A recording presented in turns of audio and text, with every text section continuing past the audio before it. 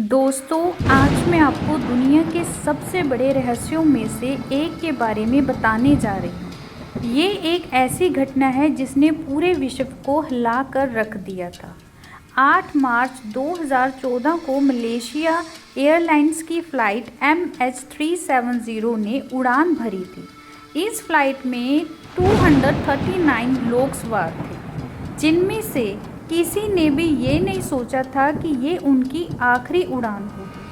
विमान ने सामान्य रूप से उड़ान तो भरी थी, लेकिन कुछ घंटों के बाद ऐसा क्या हुआ कि ये विमान आसमान से ही गायब हो गया। आज हम जानेंगे उस रात की पूरी कहानी और उन अनसुलझे सवालों को जिनका जवाब आज तक किसी के पास नहीं है। आप जस्ट इमेजिन करके देखें कि आप एक फ़्लाइट में जा रहे हैं, आप अपनी सीट पर बैठे हैं और कुछ घंटे बाद वो जहाज़ कहीं गायब हो जाता है।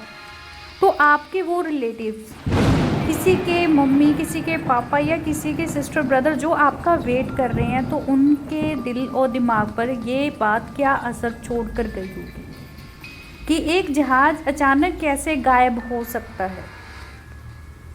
मलेशिया एयरलाइंस फ़्लाइट्स MH370 की कहानी आज भी विमान इतिहास के सबसे बड़े रहस्यों में से एक बड़ा रहस्य बन चुकी है। ये फ़्लाइट 8 मार्च 2014 को मलेशिया से चीन तक जाने की उड़ान भर रही थी, लेकिन उड़ान भरने के कुछ घंटे बाद ही इसका संपर्क कंट्रोल टावर से कट गया और ये विमान गायब हो गया। कहानी की शुरुआत होती थी रात के 12:48 पर, जब MH370 ने अंतर्राष्ट्रीय हवाई अड्डे से उड़ान भरी। इस फ्लाइट में जो यात्री थे उनके साथ 12 क्रू मेंबर भी थे। उड़ान के शुरुआती समय में सब कुछ सामान्य था, लेकिन 1:19 पर जो पायलट थे, कैप्टन जिनका नाम था अहमद शाह, ने एयर ट्रैफिक कंट्रोल से आखिरी बार संपर्क किया और उन्होंने कहा, गुड नाइट मलेशियन 370। ये उनका आखिरी संदेश था। अचानक सब बदल गया। इसके बाद फ्लाइट को हवाई क्षेत्र में प्रवेश करना था, लेकिन वहाँ के कंट्रोल टावर से कभी भी संपर्क नहीं हो सका। रडार के अनुसार फ्लाइट ने अपने मार्ग से विचलित होकर एक अज्ञात दिशा में उड़ान भरी और कुछ घंटे तक समुद्र के ऊपर से ही उड़ती रही, लेकिन किसी ने ये नहीं देखा कि ये विमान आखिर कहाँ गया।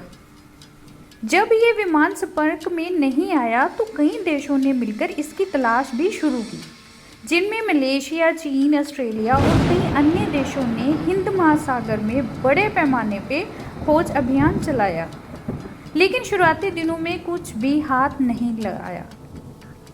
पहले 3 साल तक इस विमान का कोई ठोस निशान भी नहीं मिला। आप सोच कर देखिए, एक फ़्लाइट जिसका 3 साल तक कुछ पता ही नहीं लगा कि वो गई तो गई कहाँ, और उसमें जो लोग थे उनका क्या हुआ।